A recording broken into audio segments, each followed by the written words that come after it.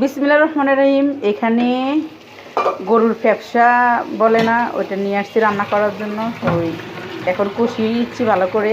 আজকে গরুর ফ্যাপসা দিয়ে আলু দিয়ে রান্না করবো, নতুন রেসিপি। এখন আলু দিয়ে দিব, এখন অ্যাডজাস্ট করে নিব।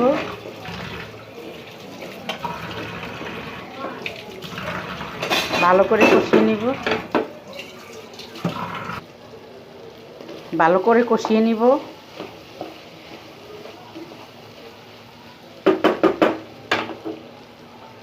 এখন পানি দিয়ে দিব, তারপরে অ্যাডজাস্ট করে নিব।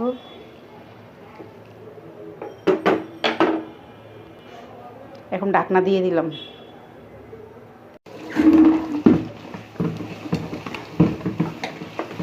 রান্না করা